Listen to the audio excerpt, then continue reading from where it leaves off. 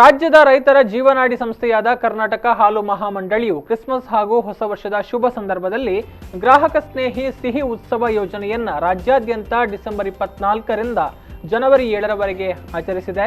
ಸಂಕ್ರಾಂತಿ ಹಬ್ಬದ ನಿಮಿತ್ತ ಗ್ರಾಹಕರ ಅಪೇಕ್ಷೆಯ ಮೇರೆಗೆ ನಂದಿನಿ ಸಿಹಿ ಉತ್ಸವವನ್ನು ಜನವರಿ 14ರವರೆಗೆ ವಿಸ್ತರಣೆ ಮಾಡಲಾಗಿದೆ. ಇದರೊಂದಿಗೆ ಡಿಸೆಂಬರ್ 24, 2020ರಿಂದ ಫೆಬ್ರವರಿ 6, 2021ರವರೆಗೆ ನಂದಿನಿ ಚೀಸ್ ಫೆಸ್ಟ್ ಅನ್ನು ಆಚರಿಸಲಾಗ್ತಾ ಇದ್ದು ಗ್ರಾಹಕರು ಇದರ ಪ್ರಯೋಜನವನ್ನ ಪಡೆಯಬಹುದಾಗಿದೆ. ನಂದಿನಿ ಸಿಹಿ ಉತ್ಪನ್ನಗಳ ಬೆಲೆಯನ್ನ ಹೆಚ್ಚಿಸದೆ ಗರಿಷ್ಠ ಮಾರಾಟ ದರದಲ್ಲಿ ಗ್ರಾಹಕರಿಗೆ 10% ರಿಯಾಯಿತಿ ದರದಲ್ಲಿ ಮಾರಾಟ ಮಾಡಲಾಗ್ತಾ ಇದೆ. ನಂದಿನಿ ಗ್ರಾಹಕರ ಅಚ್ಚುಮೆಚ್ಚಿನ ಬ್ರ್ಯಾಂಡ್ ಆಗಿದ್ದು ಉತ್ತಮ ಗುಣಮಟ್ಟದ ಹಾಲಿನ ಉತ್ಪನ್ನಗಳನ್ನು ಗ್ರಾಹಕರಿಗೆ ನಿರಂತರವಾಗಿ ಒದಗಿಸ್ತಾ ಇದೆ.